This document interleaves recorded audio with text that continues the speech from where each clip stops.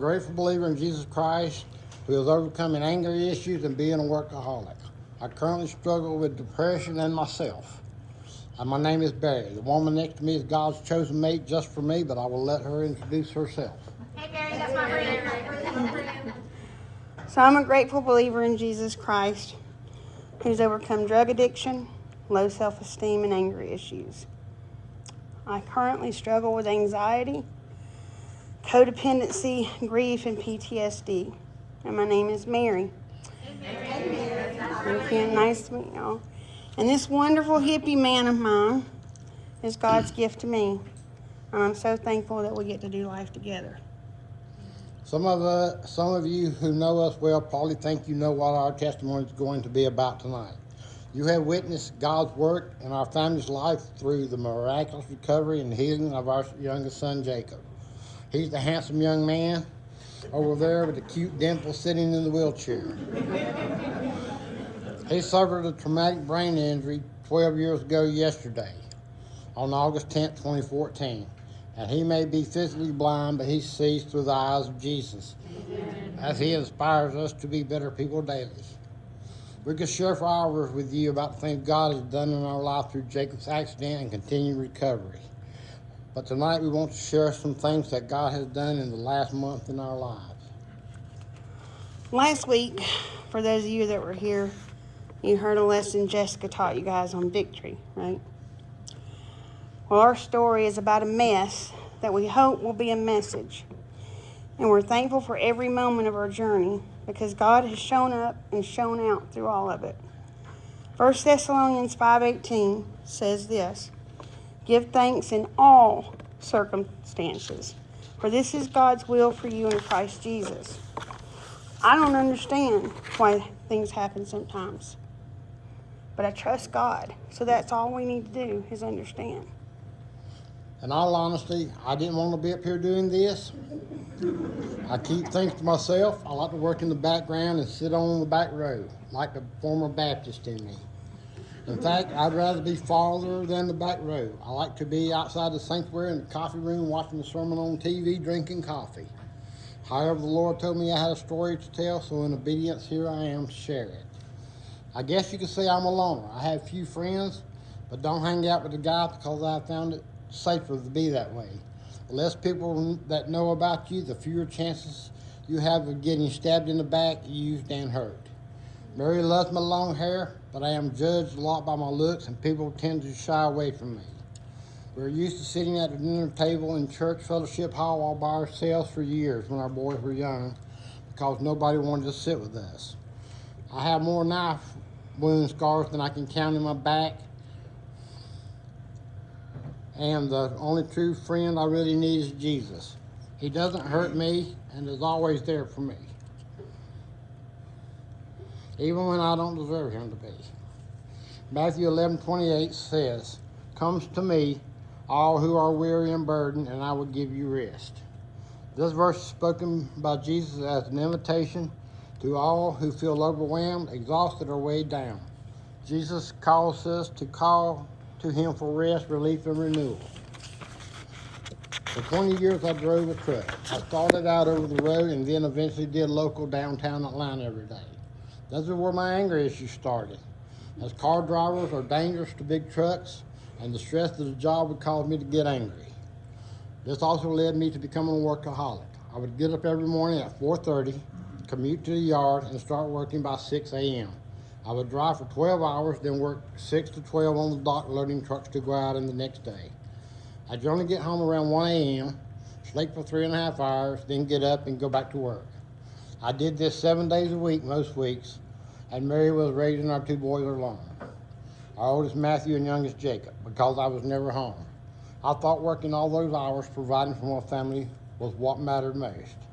The stress of my job mixed with the exhaustion from working too much caused me to be very irritable and angry. It affected my marriage, my relationship with my sons, and my relationship with God. I was angry that nobody gave me credit for taking care of my family, but I forgot that all my job wasn't to be the provider, as Jesus is the one that met all of our needs. Barry's workaholic schedule caused me anger too. I'd get up every morning, get our boys fed and ready for school, take them to school, then I would go to work for 8 hours. Matthew and Jacob stayed in the after-school program, then after work I'd pick them up, go home, deal with dinner, homework, and any plans we had for the night. Monday nights was scouts, Tuesdays and Thursdays was football, baseball or soccer practice, Wednesday night was church, Friday night a little rest because Saturday was football, baseball, or soccer games, and then Sunday was church again. Barry worked so much we rarely saw him, and I was miserable all the time. The phrase that misery loves company became a reality, and my boys learned quickly that if Mama wasn't happy, nobody was happy. I loved my husband very much, but I felt like he loved his job more than he loved me. God commands us to put no idols before him. Well, my job was my idol, so God did something about it. One day I went to work, and something broke in me, and I couldn't work anymore. I was physically and mentally unable to work and sank into deep depression. God used this to slow me down, to refocus my priorities, and bring me closer to him. Countless doctor's visits showed I was physically and mentally wore out, and my trucking career ended. I was blessed that working all those hours for so many years had let me pay into my retirement fund that helped support our family. I then got to go to church with my family, help with Cub Scouts, watch them at sports, practices, and games. I enjoyed time with my boys. Our boys grew up and became fine young men. Well, what Barry thought was a happy time spending time with our boys was a miserable time for me. My low self-esteem and anger were eating me alive, and I felt like it was Barry and the boys versus me. Barry got me a cell phone. I put 20 years ago, but it's about 30 years ago now. That says, and we lived in Griffin at the time, in Verizon, and he asked that the last 4 digits of my phone number spell out Mary, so he could remember my phone number easily. Well, God had a sense of humor because my first 3 digits of my phone number, 468, spelled hot. So, my cell phone number for the last 30 years is 770 Hot Mary. Now, that is not for my looks, that is for my temper, and now it is for hot flashes menopause. Okay. Just saying. I worked full time, then because Barry and Jacob went to school full time, college, technical school, whatever. They were always busy or too tired to do things when I wanted to do them. Matthew had left home, moved to another state, one of several in his military career, and had his own life. And then there was me. Work was very stressful. My self-worth was in the pits. I gained a ton of weight. My weight went up because my self-esteem went down. How could God or Barry love me when I didn't even love myself?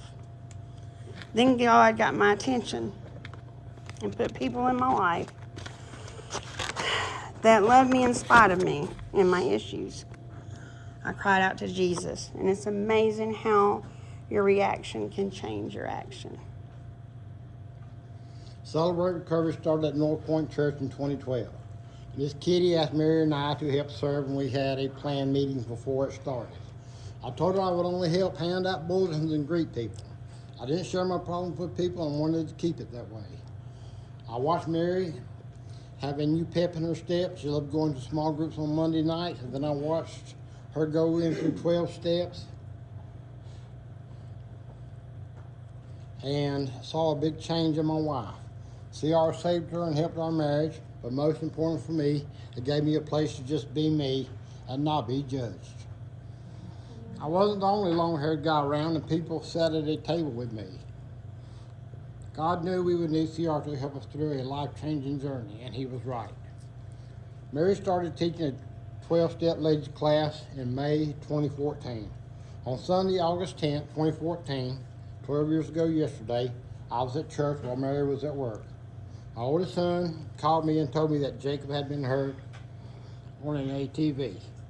Matthew had taken Jacob to their grandparents' property in Helen, Georgia, and he had taken his four-wheeler to work on it and asked Jacob to move it up the driveway. Jacob had never been on one before and was going 15 miles an hour for 30 seconds, popped the clutch, thinking it was the brake, and the jolt threw him off the ATV, and he landed on his skull on the concrete, and the ATV turned over and landed on top of him. He suffered a traumatic brain injury. A week later, he had a massive stroke on the right and a major stroke on the left simultaneously, which caused optic nerve damage and left him blind. He was in a coma for 10 months, and doctors told us that if he survived, he would be a vegetable. I told the doctors if they could not speak life when they were in Jacob's ICU room, they could not speak unless they were in the hallway. Man gave Jacob a 1% chance to live, but God said, watch this. Amen.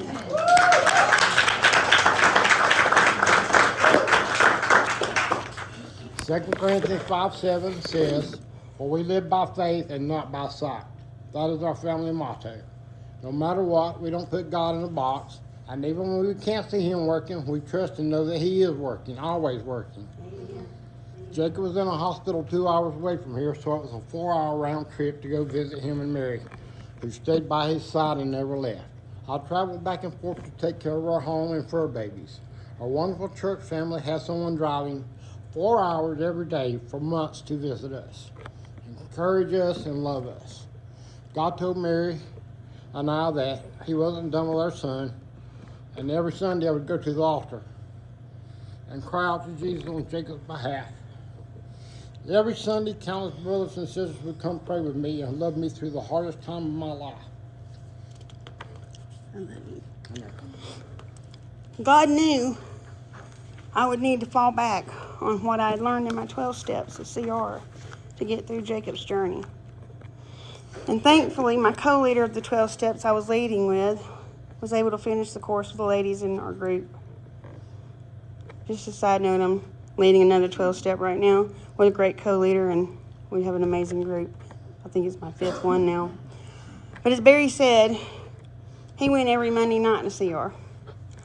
And it gave me peace knowing that I was 4 hours away, that he had CR. I wasn't able to come to CR for a few years because I was working second shift. So Barry and I rotated shifts taking care of Jacob as his caregivers at home. Then life changed again. And our world was rocked again on August 17th, 2021. 7 years to the day that we almost lost Jacob from 2 big strokes. My 83-year-old mama fell and broke her hip. She had worked 46 years at Carswell Medical Center in the nursery. So she was not one just to sit down and not get back up. What should have been a routine surgery, 2 weeks in rehab, and back home to recuperate, turned into me being away from Barry and Jacob for 4 months, only seeing them a couple hours a week when they would visit at my mama's house, as my mama never got back up from that fall. She would later be diagnosed with endometrial cancer, and 403 days after she fell, my mama would go home to be with Jesus. For 11 months, I traveled back and forth those 16 miles 2 to 3 times a day, taking care of my mama because she didn't want to be in anywhere else but her house. And I would come home at night to take care of Jacob, and then would start all over again the next day. We did what we had to do as a family to take care of her until I was unable to care for her by myself safely, and she was placed for the last 2 weeks of her life in a long-term care facility. Once again, I went back to my 12 steps to deal with my tiredness, caregiver burnout, and depression. This time I learned how Mary felt when I was working all those hours because I felt neglected. I was frustrated that other family members would not help her so she could come home and be with Jacob and I, as I was having caregiver burnout too. Mary and I have a system on how we care for him, and we share in the effort. When one part isn't working, it makes it harder for both of us. I still have my CR family to see us through and love Jacob as he missed his mama badly not being at home. God had a bigger plan and took Mama home to be with him. Mary has struggled badly with grief and loss. We also had to deal with my own mama being diagnosed with ovarian cancer after it was discovered. Mary's mama had endometrial cancer. The 2 strongest women I know had cancer, and it hurt. I watched my mother battle ovarian cancer for 5 years before Jesus took her home, and we tried to help with her caregiving, but other family members would not let us help, and that saddens me to this day that we were not given the honor of helping her during her last days like we wanted to. Then, life changed for us again on June 21st, 2026, Father's Day this year. As we'd planned to go see Barry's 88-year-old daddy and go back in a couple of days to take him for his monthly pedicure with Barry. As every month, Barry, myself, and Jacob, or Barry and Jacob, would drive down to Pike County in Meansville, and they would go to Griffin, and they'd have a pedicure, get their feet done. And then after they had their pedicures and their toes looked all good and they felt all good, then Barry would go outside on the sidewalk with his 88-year-old daddy, who had the body and health of Jack LaLanne like a 66-year-old daddy, and they would run up and down the sidewalk race, and his daddy would always beat him. Well, on June 21st, we couldn't get in touch with him on Father's Day, and we kept trying. So Barry went on the 23rd, 2 days later, to take him for his pedicure. And life changed. That week, everything changed. My father-in-law, who had only known to ever be a 66-year-old and an 88-year-old body, he stopped talking and he stopped running. And he started falling and becoming incontinent. And he needed 24/7 care. Here was a man that 7 days earlier was standing up talking to me, racing my husband, and now he couldn't even walk to the bathroom without a walker and a gait belt that I had to help him with. And he had pull-ups on, and it just wasn't what we just weren't expecting it. So he needed 24/7 care. Once again, Barry and I did what we had to do, and we divided and conquered. Barry took care of Jacob while I was 97 miles away taking care of his daddy 24/7. He called when he fell the last time and said he needed me to help him and that his hip hurt. It was as if I was reliving again with my mama, because I thought he had broken his hip. So I immediately took him to the Griffin Hospital to be checked out. On July 3rd, 2026, Barry's daddy was diagnosed with stage 4 lung cancer. He'd never smoked a day in his life, but he was an assembly line welder for Ford Motor Company for 31 years. I watched my daddy go from racing me down the sidewalk to not even be able to walk, and 12 days later he went to be with Jesus. He stayed in the hospital a week, and they told us that the lung cancer was in his bones and his brain, and sent him home on hospice. He wanted to die at home, eating a Mater sandwich. Barry stayed 24/7 and cared for his every need until he left this world and woke up with Jesus on July 15th. The next day, July 16th, Barry, Jacob, and I came home to rest. That Thursday night would become a nightmare as Jacob followed me home on I-75. Well, Jacob didn't follow you home. Did it? Well, you came, but he wasn't driving. Go It second. may well been. Okay, might as well. Go for it. Go ahead. Mary and Jacob followed me home on I-75 northbound, and somewhere around Woodstock Road she fell asleep or passed out, and she and Jacob were involved in a violent rollover accident where they rolled over 5 times and landed upside down on a tree. Her iPhone went off, and I immediately called back, and an EMT told me they were in a bad wreck and were to meet them at the hospital. All I was told was they were in a bad wreck and not doing well. I thought I was losing my wife and son after just losing my dad. But God had a different story. Oh, okay. I remember. Yes, I know. You're right. It might as well have been Jacob driving because I was asleep. I remember waking up when we hit the guardrail. I don't remember being sleepy. I don't remember being drowsy. But I do remember when we hit the guardrail, and I watched in slow motion our car, which was a Kia Sorento, go across 5 lanes of traffic on I-75 northbound in Cherokee, Cobb County during rush hour traffic, and not one vehicle touched our car. However, I thought we were clear until we get to the edge and we go down a 25-foot embankment and we roll over and over and over. And I'm holding Jacob's head the entire time because of his brain injury. I kept telling him that we were okay. And I was hoping we were okay. But I remember holding Jacob's head as I woke up. We were flipping over and over, and I told him I was sorry, that we were going to be okay. God had 11 airbags go off and protect us. And then he sent earthly angels to rescue us. I kept telling the first responders that Jacob was blind, and he was the first priority. They was trying to get me out because our car was smoking. I told them I didn't care if I went up and smoked, that he was the priority. And that he would not understand if I wasn't with him.